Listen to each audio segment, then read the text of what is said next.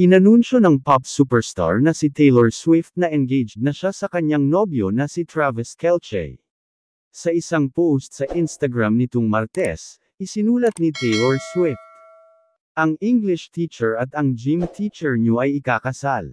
Kalakip ng post ang mga larawan kung saan makikitang nag-propose ang Kansas City Chiefs star na si Kelce kay Swift. Sa mga larawan, makikita ang dalawa na magkayakap at magkahawak kamay, habang ipinapakita ang diamond engagement ring ni Swift. Maraming kapwa celebrities ang agad bumati sa kanila, kabilang sina Avril Lavigne at Cara Delevingne sa Instagram. Nag-post din ang team ni Kelce sa X, "Today is a fairy tale. Congrats to Travis and Taylor, excited kami na maging permanenteng bahagi ka ng Chiefs Kingdom family."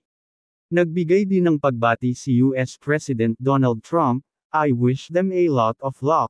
I think he's a great player, a great guy. At sa tingin ko siya, Taylor, ay isang terrific person." Ayon sa pa-news agency, ang engagement ring ni Swift ay isang Old Mine Brilliant cut at dinisenyo ni Kindred Lubeck ng Artifacts Fine Jewelry. Nag-post din si Swift ng isang puso sa kanyang Instagram story na may tugtog ng kanyang kanta na So High School mula sa album na The Tortured Poets Department, na sinasabing isinulat niya tungkol kay Kelce. Isa pang kanta mula sa parehong album, The Alchemy, ay iniuugnay din kay Kelce. Si Swift, nakatatapos lang ng kanyang record-breaking Eras Tour, ay isa sa pinakamalalaking bituin sa musika sa buong mundo, na may napakaraming parangal. Marami sa kanyang mga kanta ay tungkol sa mga dating relasyon, at madalas sinusuri ng fans ang lyrics para hulaan kung sino ang inspirasyon ng mga ito. Sa mga nakaraang taon, madalas makita sina Swift at Kelce na magkasama sa iba't ibang event, at ilang beses ding dumalo si Kelce sa kanyang mga concert. Ang kanilang engagement announcement ay dumating ilang araw matapos bigyan ng bihirang pagtingin ni Swift ang publiko tungkol sa kanilang relasyon sa podcast ni Kelce. Love Story, Paano Nagkakilala sina Taylor at Travis? Sa panayam sa New Heights, na co-host ni Travis kasama ang kanyang kapatid na si Jason, ikinwento ni Swift kung paano sila naging magkasintahan at ang kanilang buhay magkasama. Sa simula ng show, tinanong siya kung bakit siya sumali sa podcast na pang sports fans ang target. Sabi ni Swift, "This podcast got me a boyfriend." Sabay biro na ginamit daw ni Travis ang podcast bilang kanyang personal dating app para makipag-connect sa kanya. Ipinahayag din ni Swift sa parehong episode ang kanyang bagong album na The Life of a Showgirl. Bago pa sila magkita, naging usap-usapan na si Kelce sa podcast matapos niyang ikwento ang pagdalo niya sa isang concert ni Swift at pagkadismaya nang hindi sila nagkakilala. Ginaganap ang concert sa Arrowhead Stadium, home ng Chiefs. Inakala ni Kelce na dahil isa siyang star player ng team, makakapunta siya backstage para makilala si Swift. Biniro ito ni Swift, dahil kilala niya yung elevator lady, akala niya makakadaan siya papunta sa dressing room ko. Para bang 1,973 pa rin ang sistema. Nabanggit din ni Kelce sa podcast na gusto niyang gumawa ng friendship bracelet para kay Swift at ibigay dito ang kanyang number. Sabi ni Swift, ang clip na iyon, na nag-viral, ay parang eksena sa pelikula kung saan may lalaki na nakatayo sa labas ng apartment habang may hawak na boombox, nagsasabing, "Gusto kitang ligawan."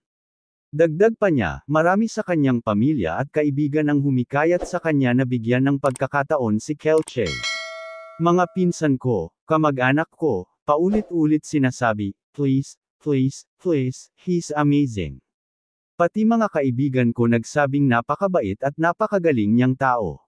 Maraming bumubulong sa akin tungkol sa kanya." Ayon kay Swift, iyon ang eksaktong moment na, "Matagal ko nang isinusulat sa mga kanta, ang pangarap ko mula pa nung teenager ako. It was wild, but it worked. He's the good kind of crazy." Sabi pa niya, na tinawag si Kelce bilang isang human exclamation point. Simula nang sila'y naging magkasintahan, madalas na silang nakikitang magkasama, at palaging nakasuporta si Kelce sa Eras Tour ni Swift. Sa isang concert sa Wembley Stadium noong June 23, lumabas si Kelce sa entablado suot ang top hat at tails habang nagsisimula ang segment ng The Tortured Poets Department. Tinulungan pa niya si Swift maghanda bago ito kumanta ng I Can Do It With a Broken Heart. Ito ang love story ni Taylor Swift. Matagal nang sinusubaybayan ng kanyang fans at ng media ang love life ni Swift.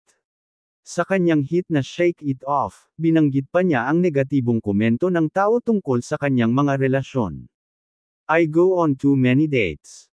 But I can't make em stay. At least that's what people say.